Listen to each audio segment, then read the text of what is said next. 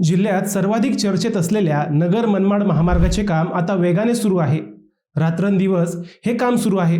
नाशिक कुंभमेळ्यापूर्वी म्हणजेच नोव्हेंबर-डिसेंबर 2026 पर्यंत हे काम पूर्ण होईल अशी अपेक्षा पालकमंत्री राधाकृष्ण विखे पाटील यांनी यापूर्वीच व्यक्त केली आहे। 20 जानेवारीपासून रस्त्यावरील अपघात व वाहतूक कोंडी नियंत्रित करण्यासाठी 20 होमगार्ड सुद्धा उपलब्ध करून देण्यात आलेत। रस्ता झाल्यानंतर हा प्रवास सुखाचा होणार आहे।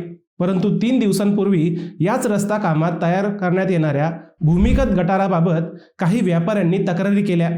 गटारींमुळे आमच्या व्यवसायावर परिणाम होईल अशी त्यांची तक्रार होती। त्यानंतर या प्रश्नावरही माजी खासदार सुजय विखे पाटील यांनी योग्य पर्याय शोधला। आता या गटारांचे काम पुनर्आराखड्यानुसार होणार आहे। म्हणजेच हा प्रवास नुसता सुखाचाच नाही तर समृद्धीचाही होणार आहे। नेमका काय होता प्रश्न व काय निघाला तोडगा हेच आपण या व्हिडिओतून पाहणार आहोत। नमस्कार, मी अजय आणि आपण पाहत आहात अहिल्यानगर लाईव्ह 24, नगरी राजकारणाचं परफेक्ट ॲनालिसिस। राहता शहरातील विविध विकास कामांचा आढावा घेण्यासाठी माजी खासदार सुजय विखे यांच्या मार्गदर्शनाखाली नुकतीच बैठक झाली। नगराध्यक्षांसह सर्व नगरसेवक यावेळी उपस्थित होते। पालकमंत्री राधाकृष्ण विखे पाटील यांच्या मार्गदर्शनाखाली शहरात जी विकास कामे सुरू आहेत ती पाहण्यासाठी सुजय विखे पाटील यांनी यावे असा आग्रह पालिका पदाधिकाऱ्यांनी धरला होता। त्यानुसार सुजय विखे पाटील यांनी छत्रपती शिवाजी महाराज कॉम्प्लेक्स, अहिल्यानगर मनमाड महामार्गावरील साईड गटार कामे, इरिगेशन गेस्ट हाऊस, राहता पोलीस स्टेशन, ग्रामीण रुग्णालयातील कामांची पाहणी केली। यावेळी उपस्थित नागरिक व व्यापाऱ्यांनी महामार्गावर सुरू असलेल्या साईड गटारांच्या कामाबाबत तक्रारी केल्या। या महामार्गाची उंची ही सध्याच्या रस्त्यापेक्षा तब्बल 600 मिलीमीटर पर्यंत जास्त आहे। तो वाढवण्याचे प्रस्तावित आहे। शिवाय त्याच्या बाजूची गटारे ही त्यापेक्षा जास्त उंचीवर घेण्यात आली आहेत। गटारांची उंची वाढल्याने रस्त्यालगतची दुकाने, व्यापारी गाळे व पेट्रोल पंप बाधित होण्याची भीती या व्यापाऱ्यांनी सुजय विखे पाटील यांच्या लक्षात आणून दिली। गटारीची उंची वाढल्याने दुकाने व रस्ता यामध्ये व्यत्यय निर्माण होत आहे। त्यामुळे वाहने किंवा ग्राहक दुकान वा पेट्रोल पंपापर्यंत येऊच शकत नाही। ही बाब प्रकर्षाने मांडण्यात आली। ही बाब समजून घेतल्यावर डॉक्टर सुजय विखे पाटील यांनी तातडीने ही कामे बंद करण्याचे निर्देश महामार्ग अधिकाऱ्यांना दिले।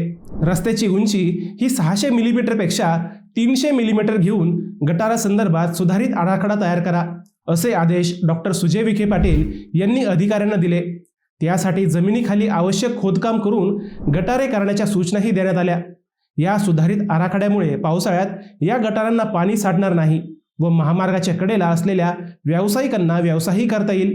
रस्त्यालगतच्या कोणत्याही व्यावसायिकाला त्रास होणार नाही असा आराखडा तयार करावा अशा सूचना डॉक्टर सुजय विखे पाटील यांनी दिल्या। आता महामार्ग अधिकारी पुढच्या आठवडाभरात हा सुधारित आराखडा तयार करणार आहेत। यासाठी राहता नगर परिषदेचा ठरावही देण्यात आला आहे। हे काम राष्ट्रीय महामार्गाचे असल्याने पालकमंत्री राधाकृष्ण विखे पाटील यांचे पत्र जोडून ते केंद्रीय रस्ते विकास मंत्री नितीन गडकरी यांच्या अंतिम मान्यतेसाठीही पाठवण्यात येणार आहे।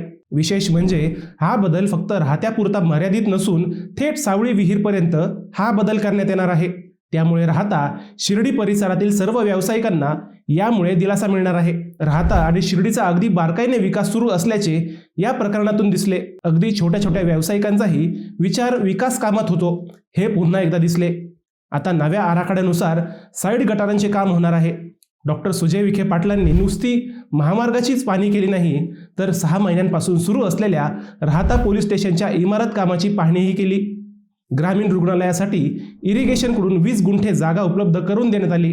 या प्रकल्पासाठी पालकमंत्री विखे पाटील यांनी 15 कोटी रुपयांचा निधी दिला आहे। या सर्व कामांचाही विखे पाटलांनी आढावा घेतला। मित्रांनो, तुम्हाला हा विषय कसा वाटला हे आम्हाला कमेंट करून नक्की कळवा। शिवाय व्हिडिओ आवडला असेल तर चॅनलला सबस्क्राईब करून व्हिडिओला लाईक करायला विसरू नका। पुन्हा भेटूयात नव्या विषयावर। तोपर्यंत सप्रेम नमस्कार।